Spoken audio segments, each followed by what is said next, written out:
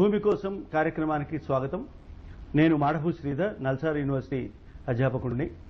భూమి కోసం మనం చేస్తున్న కార్యక్రమాల్లో ఈరోజు రికార్డుల గురించి, రికార్డుల సవరణల గురించి, రికార్డుల తప్పుల గురించి మాట్లాడుకుందాం. మన దేశంలో ప్రస్తుతం అమలవుతున్న భూమి రికార్డులు బ్రిటిష్ పాలకులు సూచించిన కాలం నాటివి. అప్పటి నుంచి అవే అమలవుతున్నాయి. కానీ కొత్తవి పాటించిన దాఖలాలు మనకు కనపడటం లేదు. కానీ అప్పటి పాత రికార్డులను అనుసరిస్తున్న మన పాలకులు రైతులకు కావాల్సిన సమాచారాన్ని సరిగ్గానే అందిస్తున్నారా అని అడిగితే లేదనే చెప్పాల్సి ఉంటుంది. అయితే ఈ భూమి నవీకరణకు సంబంధించి, భూమి రికార్డుల ఆధునీకరణకు సంబంధించి మరికొన్ని వివరాలు మనం ఇప్పుడు చూద్దాం. మన దేశంలో రికార్డులను ఆధునీకరించే ప్రక్రియ మొదలైంది 1980లో. ఇందులో పహాణి, అడంగల్ కాపీలను మాత్రమే కంప్యూటరీకరించిన ప్రభుత్వాలు మిగిలిన ప్రక్రియను నిలిపివేశారు. అయితే కంప్యూటరీకరించిన సమాచారాన్ని రిజిస్ట్రేషన్ శాఖకు అందజేయడంలో అధికారులు విఫలమయ్యారు. ఈ సందర్భంలోనే భూమి రికార్డులపై అధ్యయనం చేసిన కోనేరు రంగారావు కమిటీ కొన్ని సిఫార్సులను చేసింది.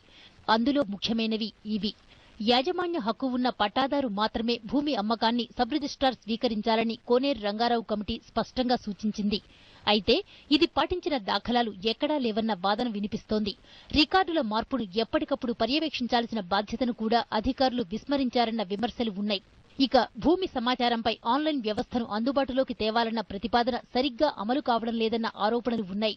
కొన్నింటిని మాత్రమే కంప్యూటర్లోకి తెరకెక్కించిన సర్కార్ అతి ముఖ్యమైన సమాచారాన్ని కంప్యూటరీకరించలేదన్నది కొందరి వాదన.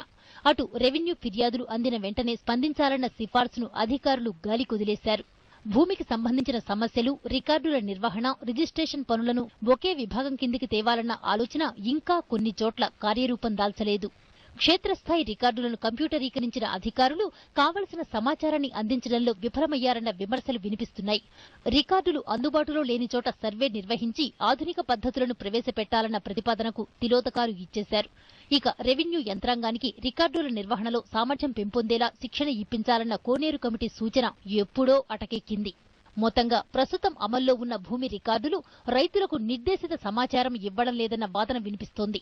200 ఏళ్ల క్రితం బ్రిటిష్ పాలకులు సూచించిన రికార్డులను సరిచేస్తూ అమలు చేస్తున్నారే తప్ప పెద్దగా చేపట్టిన మార్పులేవీ లేవన్న ఆరోపణలు ఉన్నాయి. భూమి సాగు చేస్తున్న రైతుల పేర్లు, విస్తీర్ణం, ఇతర వివరాలతో పాటు భూమిపై వస్తున్న మార్పులేవీ రికార్డుల్లో నమోదు కావడం లేదు. సర్వే, రెవెన్యూ విభాగాలతో పాటు రిజిస్ట్రేషన్ శాఖ సంయుక్తంగా నిర్వహిస్తున్న రికార్డుల నిర్వహణ మరింత పటిష్టంగా అమలు చేయాల్సిన బాధ్యతను పాలకులు విస్మరించవద్దు. అయితే ఈ 3 శాఖల మధ్య లోపించిన సమన్వయంతో రికార్డులు తప్పుల తడకగా మారి రైతులకు ఇబ్బందులు తప్పడం లేదు. భూమి సమస్యల గురించి చర్చించడానికి మనతో పాటు ఈరోజు ప్రభాకర్ రావు గారు ఉన్నారు. వారు ల్యాండ్ మేనేజర్, ఐకేపీగా పనిచేస్తున్నారు. రిటైర్మెంట్ తర్వాత, రిటైర్మెంట్కు ముందు వారు రెవెన్యూ డిపార్ట్మెంట్లో చాలా కాలం పనిచేసిన అనుభవం ఉన్న పెద్దలు. వారు మనకు ప్రత్యేక అతిథి ఈరోజు. అట్లాగే మన మిత్రుడు సునీల్ కుమార్ ఉన్నారు, ఆర్డీఏ స్టేట్ డైరెక్టర్. భూమి రికార్డులలో తప్పుల సవరణ గురించి మనం మాట్లాడుకుంటున్నాం ఈరోజు. ఈ మధ్య ఆగస్టు నుంచి డిసెంబర్ వరకు, గత సంవత్సరం ఒక సర్వే చేసి షెడ్యూల్డ్ కులాలు, తెగలకు సంబంధించిన భూముల సమస్యల గురించిన సమస్యలు తెలుసుకున్నారని మనం అనుకుంటున్నాం. అయితే ఈ సమస్యలు ఏమైనా పరిష్కారం అయినాయా? ప్రభాకర్ రావు గారు ఏమైనా చెప్తారా వీటి గురించి? ఈ physical inventory of SC ST lands అని ఒక పెద్ద సర్వే చేపట్టడం జరిగిందండి. అన్ని జిల్లాల్లో ఎస్సీ ఎస్టీ భూములకు మాత్రమే పరిమితమైంది. ప్రత్యేకంగా అణగారిన వర్గాలైన ఎస్సీ ఎస్టీలను అభివృద్ధి చేయాలనే ఉద్దేశంతో ప్రభుత్వం ఫస్ట్ ఎస్సీ ఎస్టీలను టేకప్ చేశారండి.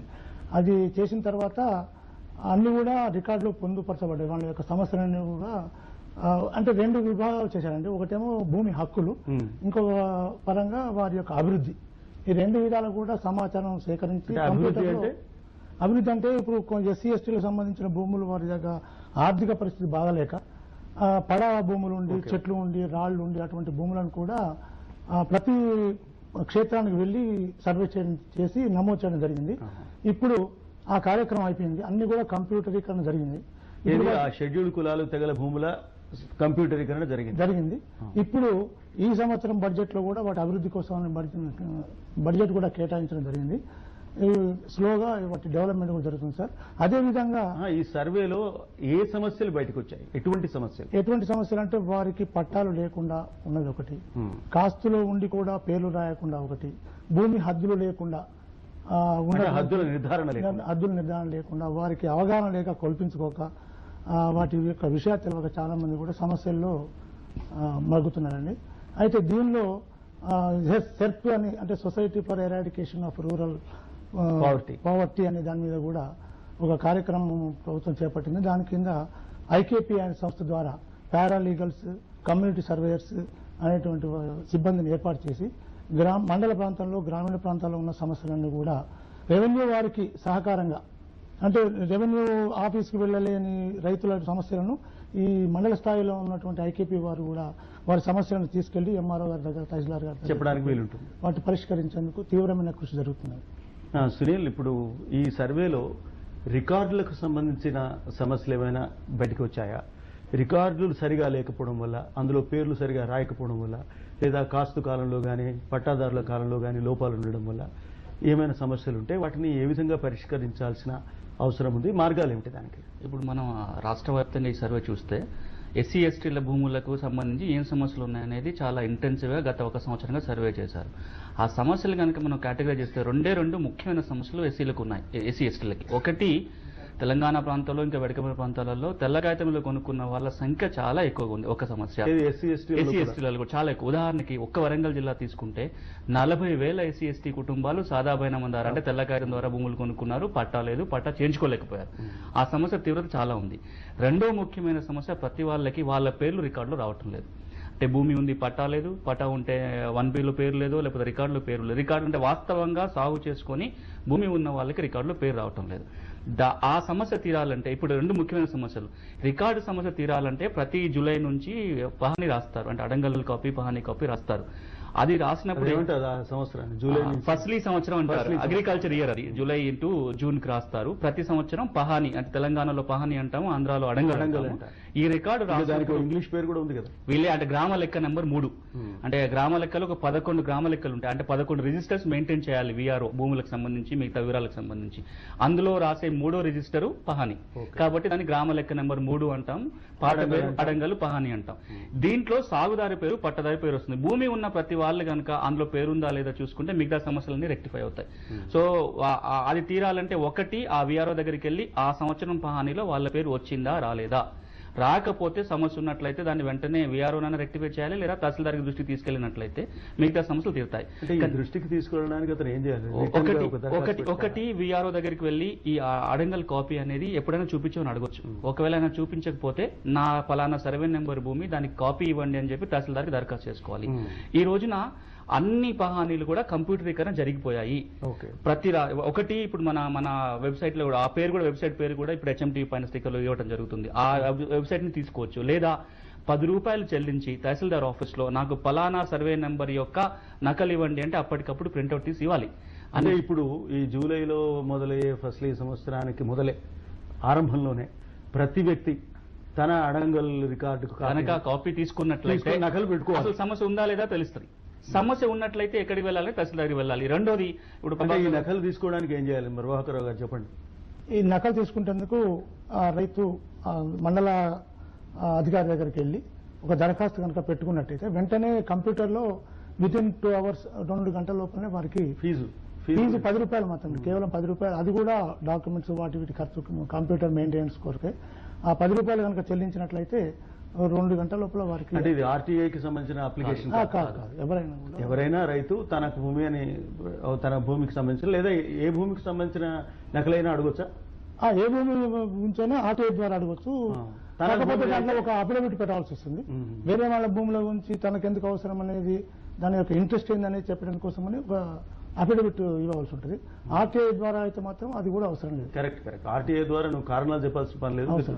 రెండో అంశం సార్, ఇప్పుడు అంటే ఎంఆర్ఓ ఆఫీస్ దాకా పోకుండా ఎక్కడ ఇంటర్నెట్ యాక్సెస్ ఎక్కడున్నా సరే రికార్డు చూసేసుకోవచ్చు. దానికోసం తహసీల్దార్ ఆఫీస్ కూడా వెళ్లాల్సిన పని లేదు. నెట్ లో చూసుకో, ఇంటర్నెట్ లో ఆ వెబ్సైట్ లో వెళ్తే ఆ రికార్డ్ అని పెట్టేశారు. అయితే ఒకటి సార్, ఇప్పుడు మనం చూసుకుంటేందుకోసము సమాచారం కోసం మాత్రం చూసుకోవచ్చు, కానీ దాని మీద ఏమైనా లబ్ధి పొందాలి, బ్యాంకు నుంచి రుణం తీసుకోవాలి, ఇంకేదైనా కోర్టులో సబ్మిట్ చేయాలి, సమర్పించాలనుకున్నప్పుడు తప్పకుండా ఎంఆర్ఓ గారి ద్వారా ధృవీకరణ పొందిన తర్వాత మాత్రమే దానికి అంటే బ్యాంకు వాళ్ళు కూడా రుణం ఇవ్వాలంటే ఈ తాజా పహాణి నకలు అడుగుతాడు. అవును, చట్టపరం అయితే అవసరం లేదు, ఎందుకంటే పాస్ పుస్తకాలు టైటిల్ వచ్చినాయే కారణం అది ఉన్న తర్వాత వాళ్ళు అడగకూడదు. కానీ రికార్డులో సమస్యలు ఉన్నాయి కాబట్టి బ్యాంకు కూడా 1-2 సార్లు చూసుకుంటాడు. ఇప్పుడు వాళ్ళు అది కూడా అడగటం మొదలు పెట్టారు. కర్ణాటక మన పక్క రాష్ట్రంలో భూమి ప్రాజెక్టును వాళ్ళు మొదలుపెట్టి చాలా బ్రహ్మాండంగా గత 4-5 సంవత్సరాలుగా చేస్తున్నారు. అక్కడ ఏ ఇంటర్నెట్ సెంటర్కి వెళ్ళినా సరే సర్టిఫైడ్ కాపీ పొందొచ్చు 10 రూపాయలు. ఈ సేవా కేంద్రాలలో ఆ రికార్డులన్నీ కంప్యూటరీకరణ చేశారు, అప్డేషన్ కూడా కంప్యూటర్ ద్వారానే చేస్తారు. ఏ కంప్యూటర్ సెంటర్కి వెళ్ళినా సరే 5 రూపాయలు చెల్లించేసినట్లయితే వాళ్ళు సర్టిఫైడ్ కాపీ ఇస్తారు. అంటే ఇప్పుడు ముఖ్యం. అంటే మన దగ్గర ఉన్నది ఏంటంటే ఇంటర్నెట్ లో నువ్వు చూసుకోవడానికి పనికొస్తుంది. ఇంతకుముందు ప్రభాకర్ గారు అన్నట్టుగా సర్టిఫైడ్ కాపీ ఇవ్వాలంటే తహసీల్దార్ ఆఫీస్కి వెళ్ళాలి. కానీ కర్ణాటకలో తహసీల్దార్ ఆఫీస్కి వెళ్ళాల్సిన పని లేదు. సర్టిఫైడ్ కాపీ ఎక్కడి నుంచి మనకి ఈ సేవా కేంద్రాలు ఉన్నాయి. అలాంటి ఈ సేవా కేంద్రాల నుంచి కూడా పొందడానికి అవకాశం కర్ణాటక లాంటి రాష్ట్రాల్లో ఉంది. కరెక్ట్, అదొక ప్రొసీజరల్ ఇది. అయితే ఇప్పుడు ఈ పహాణి కాపీని తీసుకోవడం జూలైలో తప్పనిసరి, ఏది సౌకర్యం కోసం అనే విషయం మనం మన ప్రేక్షకులకి చెప్పాల్సిన అవసరం ఉంది. ఒకటి సార్, అవసరం ఉన్నా లేకపోయినా మీకు భూమి ఉందా, భూమి ఉన్నట్లయితే రికార్డు చూసుకోండి, ఆ సంవత్సరం కాపీ తీసుకొని పెట్టుకోండి. మీకు అవుతున్న ఖర్చు 10 రూపాయలు. దాని ద్వారా భవిష్యత్తులో రాబోయే సమస్యలన్నింటినీ తగ్గించుకోవచ్చు, రాకుండా చూసుకోవచ్చు, ఆధారాలు తయారవుతాయి. మీకు బ్యాంకు రుణం కావాలన్నా లేకపోయినా, ఇంకేం అవసరం ఉన్నా లేకపోయినా పహానీలో మీ పేరు ఉందా చూసుకోండి, దాని సర్టిఫైడ్ కాపీ తీసుకొని దగ్గర పెట్టుకోండి. పేరు లేకపోతే వెంటనే ఫిర్యాదు చేసుకొని అది కరెక్ట్ చేసుకుని చేసినట్లయితే భూమి సమస్యలు చాలా తగ్గిపోతాయి. తర్వాత ప్రభాకర్ రావు గారు, ఇప్పుడు ఈ పట్టాకి సంబంధించిన హక్కులని కేవలం ROR ద్వారానే సాధించుకోవడానికి వీలవుతుందా? ఒకవేళ ROR అంటే రికార్డ్ ఆఫ్ రైట్స్ లేకపోతే ఉండే సమస్యలు ఏమిటి? అంటే ఈ ROR ద్వారా పరిష్కరించుకోవాలంటే దానికి ఒక టైం లిమిట్ ఉందండి. మనకు ఇప్పుడు ముఖ్యంగా ROR ద్వారా పరిష్కరించే సమస్యలు అంటే విరాసతు, ఖరీదు చేసినటువంటి భూములను అతి తక్కువ ఖర్చులో, అంటే విరాసత్ ఏమిటి? విరాసత్ అంటే ఆ పట్టాదారు చనిపోతే అతని కొడుకుల పేరు మీద ఏమి ఫీజు లేకుండా భూమి మార్పిడి చేసేదాన్ని విరాసత్ అంటారు. వారసులకు ఇచ్చేదాన్ని విరాసత్ అంటారు. అయితే ఈ వారసులకి హక్కులు ఏ విధంగా సంక్రమిస్తాయి, వాళ్ళ పేర్లు ఏ విధంగా మనం రికార్డులకు తీసుకురావచ్చు అనే విషయాలు చర్చించే ముందు ఒక చిన్న విరామం తీసుకుందాం భూమి కోసం కార్యక్రమాల్లో.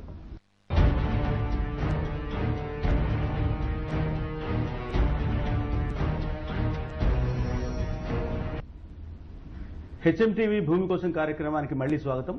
ఇంతకుముందు ఒక ప్రశ్న వచ్చిందండి, సదానందం అని కరీంనగర్ నుంచి అడిగారు.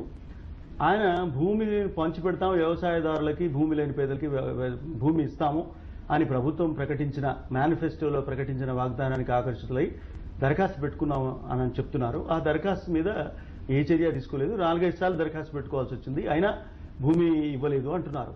ఇటువంటి సందర్భాల్లో భూమి ఏ విధంగా ఇస్తారండి? అంటే గ్రామంలో ప్రభుత్వ భూమి ఉందా లేదా, అది ఉంటే దాని సాగులో ఇతను కనుక దరఖాస్తుదారు సాగులో ఉండి పట్టా కావాలన్నా ఒకటి, లేదు కొత్తగా భూమి కావాలన్నప్పుడు ఆ గ్రామంలో ప్రభుత్వ భూమి అవైలబిలిటీ లభ్యత ఉందా లేదా అని తెలుసుకోవాలండి. అతను అక్కడికి అంటే ఈ దరఖాస్తుదారు ఫలానా చోట భూమి ఉంది నాకు ఇవ్వండి అని కూడా అడగవచ్చు.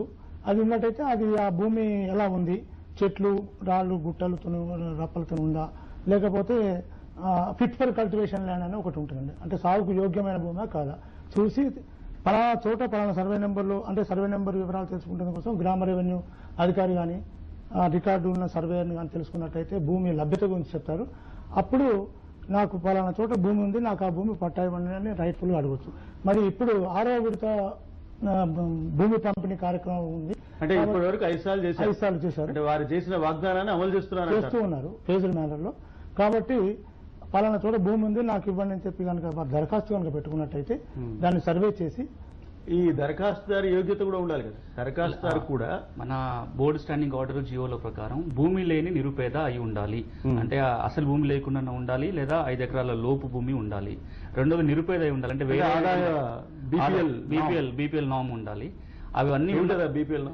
ఇప్పుడు 11,000 రూపాయల ఆదాయం, అంతకంటే వార్షిక ఆదాయం 11,000 రూపాయల కంటే తక్కువ ఉండాలి. ప్లస్ భూమి అసలు లేని వల్ల ఉండాలి, లేదా 5 ఎకరాల కంటే తక్కువ ఉండాలి. రెండోది ఆ ఊర్లో భూమి ఇవ్వడానికి ఏమన్నా అందుబాటులో ఉండాలి. ప్రభుత్వ భూమి అసైన్మెంట్ చేయదగ్గ ప్రభుత్వ భూమి వస్తుంది. వైజాగ్ నుంచి భాగ్యలక్ష్మి అడుగుతున్నారు. భాగ్యలక్ష్మి గారు చెప్పండి మీ సమస్య. మా భూమి అంటే ఆల్రెడీ కొంత భూమి అమ్మేసామండి, అందులోని 1 ఎకరా మా భూమి ఉండిపోయింది, అది మా హ్యాండ్ ఓవర్ కావాలంటే ఎలా చేసుకోవాలి? విన్నారు కదా, అంటే మీరు భూమి అమ్మి దాంట్లో 1 ఎకరం ఉండిపోవటం అంటే ఏంటండి? 1 ఎకరం అమ్మలేదు, గవర్నమెంట్ హ్యాండ్ ఓవర్ లో ఉంది ఇప్పుడు ఆల్రెడీ తక్కువ భూమి అంతా కలిపి. అలాగే మీరు మీ సమస్య కొంచెం వివరించి చెప్తారా? మీకు ఎన్ని ఎకరాల భూమి ఉంది, ఎంత అమ్మారు, ఎంత ప్రభుత్వ ఆధీనంలో ఉంది? 12 ఎకరాలు ఉండేదండి. 12 ఎకరాల్లో కొంత భూమి అమ్మారు, 1 ఎకరం మాత్రం ప్రభుత్వం ఇంకా అక్కడ రిజిస్ట్రేషన్ చేయకుండా ఉన్నది.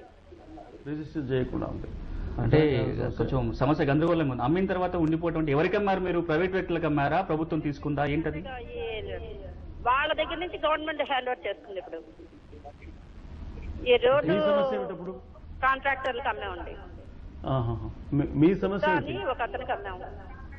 ఒక మాట చెప్పండి, మీరు పల్లెటూరులలో ఉన్న వ్యవసాయ భూమి అమ్మారా, లేదా పట్టణాల్లో ఉన్న భూమిని అమ్మారా? వ్యవసాయ భూమి అది. వ్యవసాయ భూమి అమ్మారు. అది పట్టా భూమా, లావణ్య పట్టా భూమా? మీ పట్టా భూమేనండి ఇది? ప్రభుత్వం. మేము కొనుక్కున్న భూమేనండి అది. ఎన్నాళ్ళ క్రితం కొన్నారు? అది అంటే మేము కొనుక్కున్న 3 years కి అమ్మేసాం అనమాట. ఇప్పుడు 10 years అయిపోయింది అమ్మేసి, కానీ ఆ ఎకరా తెచ్చుకోవడం ఎలాగో తెలియట్లేదు మాకు. మీరు అమ్మేసిన భూమి మళ్ళీ ఎట్లా వస్తుందండి మీకు? అంటే కాదు, 1 ఎకరా ఉండిపోయింది కదా, మాది అమ్మలేదు అందులోనే. మీరు అప్పుడు మరి 10 ఏళ్ల నుంచి చూసుకోలేదా ఎప్పుడు? చూసుకో అంటే మేము ఉన్నది కదా, మేము వైజాగ్లో ఉంటున్నాం అండి. అది మా ఎకరా ఉంటుంది కదా అంటే మొన్న ఈ మధ్య చూస్తే మొత్తం కంచి వేసి ఉంచారు, గవర్నమెంట్ అది హ్యాండ్ ఓవర్ చేస్తుందండి అని చెప్పారు. ఇప్పుడు ఈ సమస్య ఏంటంటే సార్, తను ఆ 12 ఎకరాలు ఎవరికి అమ్మారు, ఆ అమ్మిన వాళ్ళ దగ్గర నుంచి ప్రభుత్వం కూడా ఆల్రెడీ ఎక్వైర్ చేసేసింది. దానికి నష్టపరిహారం కూడా పొందుంటారు ఆ వ్యక్తి ఎవరైతే ఉన్నారో. వీళ్ళు చూసుకోలేదు, 11 ఎకరాలు అమ్ముంటారా, ఎకరం కూడా ఆయన పేరు మీద రాసేసుకున్నాడు. ఇప్పుడు దాని ఇంకా సమస్య చాలా కాంప్లికేటెడ్ ఏంటంటే ఆయన చేతిలో కూడా లేదు, అది మళ్ళీ ప్రభుత్వం నష్టపరిహారం నుంచి తీసుకుంది. ఇప్పుడు వాళ్ళు చేయగలిగే ఏకైక మార్గం ఏంటంటే సివిల్ కోర్టులో వాళ్ళ పేరు మీద కేసేసి మా భూమిని కూడా వాళ్ళు తీసుకొని ఇలా నష్టపరిహారం తెచ్చుకున్నారు కాబట్టి వాళ్ళ దగ్గర నుంచి ఇంకేమైనా డబ్బులు పొందడం, వీళ్ళు వసూలు చేసుకోవాలి. అదొకటే మార్గం తప్ప భూమి వెనక్కి వచ్చే అవకాశం. దానికి కూడా 1 ఎకరం భూమి కోసం సివిల్ కోర్టులో కేసు వేయాలి, లాయర్లకు ఫీజు ఇవ్వాలి, కోర్టు ఫీజు కట్టాలి. ఇప్పుడు ఆ సమస్య 10 ఏళ్ల పాటుగా రికార్డులు ఏముందో చూసుకోలేదు కాబట్టి ఆ సమస్య వచ్చింది. వాళ్ళు 10 ఏళ్ల కంటే ముందు కనుక రికార్డుల పేరు వస్తుందా లేదా అని ఒక చూసుకున్నట్లయితే అసలు ఈ సమస్య వచ్చి ఉండేదే కాదు. వచ్చినా కానీ సులభంగా పరిష్కరించుకునే అవకాశం ఉండేది. అదే ఇటువంటి సమస్యలు మనకు చెప్పేది ఏంటంటే, ఇదివరకు కూడా ఒకసారి అనుకున్నాం, మా భూమి మా దగ్గరే ఉంటుంది కదా, దొంగలు ఎత్తుకుపోతారా, మనకేమిటి ఎప్పుడైనా పట్టుకోవచ్చు అనే ఒక ఆలోచన వల్ల ఎప్పటికప్పుడు ఆ భూమి మన చేతిలో ఉందా లేదా, రికార్డులో మార్పులు వచ్చినాయా లేదా అనేది చూసుకోవడం మానేస్తున్నారు. అందువల్ల ఈ సమస్యలు తలెత్తుతున్నాయి. అయితే ఇప్పుడు భూమి బదలాయింపు జరిగింది. ఇప్పుడు ఇది కేసు కూడా, ఈ మన వచ్చిన ప్రశ్న కూడా ఎటువంటిదంటే, భూమి బదలాయింపు వెంటనే భూమి రికార్డులో మార్పు చేయించడానికి ఏం చేయాల్సి ఉంటుంది, ఒకవేళ ఆ మార్పు చేయకపోతే ఏ విధమైన సమస్యలు వస్తాయి? భూమి మార్పిడి చేసుకోగానే ఎవరైతే ఖరీదు చేశారో, పొందారో అట్టి భూమిని వారు పట్టా వెంటనే చేయించుకోవాలి. కొన్నవారు చేయించుకోవాలి. చేయించుకున్న వెంటనే మిగిలిన భూమి పైన పట్టా వీళ్ళకు ఉండేట్టు వీళ్ళు చూసుకోవాలి. వాళ్ళు చూసుకోవాలి ఎంతవరకు అమ్మినాము. ఎప్పుడైనా ఒకటే అండి, భూమి ఉన్నప్పుడు దాన్ని కంపల్సరీగా దాన్ని చూస్తూ తన యొక్క యాజమాన్య హక్కులను ప్రతి సంవత్సరం చూసుకున్నట్టయితే ఎలాంటి సమస్య రాదు. ఇంతకుముందు సునీల్ గారు చెప్పినట్టు అవసరం ఉన్నా లేకున్నా కూడా సర్టిఫికేట్ కాపీ ఆ పాని తీసుకొని దాన్ని కనుక ఫైల్ చేసుకున్నట్టయితే రేపు ఏ సమస్య వచ్చినా కూడా నేను ఇన్ని సంవత్సరాలు ఈ ఎకరం భూమికి నేను కాస్త కబ్జాలో ఉన్నా కాబట్టి, స్వాధీనానుభవంలో ఉన్నా కాబట్టి ఇది నాదే భూమి అని ఫైట్ చేసేందుకు అవకాశాలు ఉన్నాయి. ఆ విధంగా లేనట్టయితే అతని పేరుకు అతనికి రికార్డుగా ఎవిడెన్స్ దొరకదు కాబట్టి చాలా ఇబ్బందులు ఎదుర్కోవాల్సి ఉంటుంది. ఇక్కడ మనం ఒక విషయం అందరికీ చెప్పాలి సార్. భూమికి సంబంధించి మీరు అన్నట్టుగా భూమి సాగులో ఉండటం మాత్రమే ఆ పూర్తి హక్కులు ఇవ్వదు. ఒకటి, నా ఆధీనంలో భూమి ఉండటం, దానితో పాటు ఇంకో 2 అంశాలు ఎప్పుడు చూసుకోవాలి. దానికి కావాల్సిన డాక్యుమెంట్స్ అన్ని నా చేతిలో ఉన్నాయా, టైటిల్, వ్యక్తిగత రికార్డులు అంటారు. అంటే అసైన్మెంట్ భూమి అయితే అసైన్మెంట్ పట్టా. వరంగల్ నుంచి మధుకర్ అని ప్రశ్న వేస్తున్నారు. మధుకర్ అడగండి. మధుకర్ చెప్పండి. మధుకర్ సార్, మాది వరంగల్ సార్. మేము అయితే ఇప్పుడు ల్యాండ్ కొనేది 1965 లో కొన్నాము. ఏ సంవత్సరంలో? 1965 లో కొన్నాము, అంటే రిజిస్టర్ అయింది 1965. సార్ 1965 లో కొన్నాము, రిజిస్టర్ అయింది. అయితే 8.2 acres. మేము చెప్పండి, వరుసగా అప్లై చేస్తానేమో. ఇప్పుడు వాళ్ళ అంటే పాత వాళ్ళ పేరు మీ పేరే ఉంది, అలాంటిది ఏం ప్రాబ్లం లేదని అంటున్నారు. అయితే సిస్టమ్ లో డిఫెక్ట్ వస్తుందని అంటున్నారు. ఇంకా పాత వారి పేరే ఉందా రికార్డులో? ఇంకా పాత వాళ్ళు 1965కు ముందు భూమి యజమానుల పేరే ఉందా? ఇది సమస్య. ఇదండి, కట్ అయిపోయింది సమస్య. అంటే ఇది కూడా నేను ఇంతకుముందు చెప్తున్న అంశం ఏంటంటే సార్, ఒకటి నాకు భూములు ఆధీనం ఉన్న తర్వాత చూసుకోవాల్సింది నా చేతిలో వ్యక్తిగతమైన రికార్డులు, అంటే అసైన్మెంట్ అయితే డిఫామ్ పట్ట, మామూలు కొనుక్కున్నట్లయితే రిజిస్టర్ డాక్యుమెంట్స్, ఈ డాక్యుమెంట్ చూసుకోవాలి. రెండో అంశం ఏంటంటే రికార్డుల పేరు వస్తున్నాయా లేదా అనేది కూడా తప్పకుండా చూసుకోవాలి. మనం జనరల్గా ఏం చేస్తామంటే భూమి నా చేతిలో ఉంది కదా, మీరు ఇంతకుముందు ఎవరు తీసుకుపోతారనే ఉద్దేశంతో ఈ రెండు అంశాలను ఎప్పుడు పట్టించుకోవటం లేదు. ఇవి ఇప్పుడు ఒకప్పుడన్నా ల్యాండ్ రికార్డ్స్ కాపీ పొందాలంటే కొంచెం కష్టంగా ఉండేది. మాన్యువల్ గా రాసేవాళ్ళు, ఒక ఆఫీస్లోనే ఉండేది. దాని సర్టిఫికేట్ కాపీ పొందాలంటే తహసీల్ ఆఫీస్కి పోయి తెచ్చుకోవాలి. ఈ రోజు నా రికార్డులన్నీ కంప్యూటరీకరణ అయిపోయాయి, జనాలకి అందుబాటులో పెడుతున్నారు, అప్లై చేసుకుంటే కాపీలు వచ్చేస్తాయి. ఇప్పటికీ కూడా మనం అలా పొందలేకపోతున్నాం అంటే మన వైపు నుంచి పొరపాట్లు ఉంటాయి. సో ఈ రోజున భూమి ఉన్న ప్రతి వాళ్ళు చేయాల్సింది ఏంటంటే వాళ్ళ పేర్లు రికార్డులో ఉన్నాయా లేదా చూసుకోవాలి. రెండోది ఆ రికార్డు కాపీ వాళ్ళు పొందాలి. ఇలా కనుక చేయకపోతే ఈ భూమి కేసులు అలా పెరుగుతూనే ఉంటాయి, సమస్యకు పరిష్కారం రాదు. ఇంకొక అంశం ఏంటంటే ఒకసారి భూమి సమస్య వచ్చినట్లయితే రికార్డుల ఆధారాలు ఏవి లేకపోతే కేసు గెలవడం కూడా కష్టమే. ఈ రికార్డులన్నీ కనుక దాచిపెట్టుకున్నట్లయితే ఒకవేళ సమస్య వచ్చినా గెలవడానికి అవకాశాలు ఎక్కువ ఉంటాయి. ఆ రికార్డ్ కాపీ. ప్రభాకర్ గారు, మనం ఈ కార్యక్రమాన్ని ఎస్సీ ఎస్టీ భూముల సర్వే సమస్యలతో మొదలు పెట్టుకున్నాం. అయితే ఈ సమస్యలు ఎన్ని సాల్వ్ అయినాయి, ఇంకా మిగిలి ఉంటే ఎప్పుడు సాల్వ్ అవుతాయని చెప్తే ఈ కార్యక్రమాన్ని ముగించే ముందు ఆ సమస్యలకు సమాధానం చెప్పిన వాళ్ళం అవుతాం. ఈ physical inventory of SC ST lands చేసిన తర్వాత వచ్చిన సమస్యలన్నీ కూడా, అంటే ఇప్పుడు నేను వరంగల్ జిల్లా నుంచి వచ్చిన కాబట్టి వరంగల్ జిల్లా పొజిషన్లో మాత్రం 75% ప్రాబ్లమ్స్ మేము తీర్చగలిగాం. అన్ని కూడా ఎంక్వైరీస్ అయిపోయాయి. ఎందుకంటే అక్కడ ఉన్నటువంటి జేసీ గారు దాన్ని వెంటబడి చక్కగా వాటిని పరిష్కరింపజేస్తున్నారు. అయితే మిగిలిన సమస్యలు ఎటువంటివి? అయితే ఒకటిసారి మిగిలిన సమస్యలు ఏంటంటే ఎస్సీ ఎస్టీస్ కొన్నటువంటి పట్టా భూములు ఏవైతున్నాయో వాటికి తగినటువంటి స్టాంప్ డ్యూటీ, రిజిస్ట్రేషన్ ఫీజు చెల్లించుకోమని ఎన్నిసార్లు కూడా పారాలీగల్స్, కమ్యూనిటీ సర్వేయర్స్, క్షేత్రస్థాయి సిబ్బంది ఉన్నారు కదా, వారు వెళ్లి చెప్పినప్పుడు కూడా మాకు మినహాయింపు ఉంది, మేము చెల్లించవలసిన అవసరం లేదు, ప్రభుత్వం వారే మాకు పట్టాలు చేస్తారని ఒక పెద్ద అపోహలో ఉన్నారు. దాన్ని తీర్చేందుకు ఇలాంటి మీడియా ద్వారా ఇచ్చినట్టయితే చక్కని సందేశం పోతుంది. కాబట్టి ప్రతి వారు కూడా స్టాంప్ డ్యూటీ, రిజిస్ట్రేషన్ చెల్లించుకొని పట్టాలు మార్పిడి చేసుకున్నట్టయితే. ఒక మాట, మరొక మాట, ఇప్పుడు ఎస్సీ ఎస్టీల భూములకు సంబంధించిన రికార్డుల సవరణలకు లేదా రికార్డులో వాళ్ళ పేర్లు రావడానికి వాళ్ళు ఏమైనా ఫీజు చెల్లించాల్సి ఉంటుందా? అవును, చెల్లించాల్సి ఉంటుంది. వాళ్ళకి మినహాయింపు లేదుగా. ఇప్పుడు చాలా మంది మినహాయింపు ఉందని అనుకుంటున్నారు. అసలు పొజిషన్ ఏమిటి? మినహాయింపు అయితే లేదు సార్ ప్రభుత్వం, ఎందుకంటే వారికి ఎలాంటి మినహాయింపు ఇవ్వలేదు. కోనేరు రంగారావు కమిటీలో కూడా ఇది ఒక అంశం చేర్చినప్పటికీ కూడా ప్రభుత్వం దీనికి ఇంకా ప్రస్తుతం మినహాయింపు ఇస్తే మంచిది, కానీ మినహాయింపు ఇంతవరకు ఇవ్వలేదు. ఈ మినహాయింపు మాట్లాడి తెల్ల కాగితం కొనుక్కునే వాళ్ళ కోసం అంటున్నాం సార్. అది అంటే ఈ రికార్డులు మార్పు చేసుకోవడానికి కాదు. ఒక్క తెల్ల కాగితాల మీద ఎవరైతే కొనుక్కున్న వాళ్ళు ఉన్నారో వెసులుబాటు ఏంటంటే మీరు కొనుక్కున్న నాటి రిజిస్ట్రేషన్ వాల్యూ అయినా కట్టి చేయించుకోవాలి అంటున్నారు. ఎస్సీ ఎస్టీ కుటుంబాలు ఏమనుకుంటున్నాయంటే మాకు కూడా ఆ ఫీజు కూడా గవర్నమెంట్ చెల్లించినట్లయితే సులభంగా అవుతుందని వాళ్ళు ఎదురు చూస్తున్నారు. ఇప్పుడు మనం వాళ్ళకి చెప్పాల్సింది ఏంటంటే అసలు తెల్ల కాగితంగా కొనుక్కున్నానికి పట్టా చేయించుకునే అవకాశం కల్పించడమే చాలా ఎక్కువ, చాలా గొప్ప వరం అది. ఇంతకుముందు అవకాశం అన్నారు అంటే ఆ వరం వచ్చింది. ఆ ఏదో కొద్ది గొప్ప ఫీజు, అది కూడా 500, 1000 రూపాయలు, అంతకంటే ఎక్కువ ఫీజు ఉండదు. అది ఈ రోజున వినియోగించుకోకపోతే రేపు పట్టా చేసుకునే అవకాశమే కోల్పోతారు. సో కాబట్టి వాళ్ళు ఆ కొద్ది గొప్ప ఫీజు కట్టినట్లయితే వాళ్ళకి పట్టా వచ్చే అవకాశం ఉంటుంది.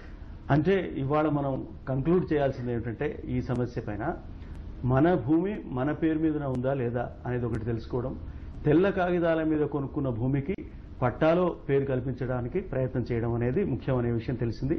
అట్లాగే ఏడాది మొదట్లోనే మనం ఒక పహాణి నకలు తీసుకుని ఉంటే అప్పు తీసుకోవడానికి వీలుంటుంది, లేదా రికార్డులో ఏమైనా తప్పులు ఒప్పులు ఉంటే సవరించుకోవడానికి కూడా వీలుంటుంది.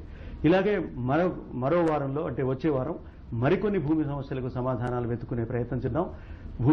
భూమి కోసం కార్యక్రమానికి ఇంతటితో ఈ భూమి కోసం కార్యక్రమం సమాప్తం. ఈ రోజు కార్యక్రమంలో పాల్గొని సమస్యలకు సమాధానాలు చెప్పిన అతిథులకు కృతజ్ఞతలు చెప్పుకుందాం.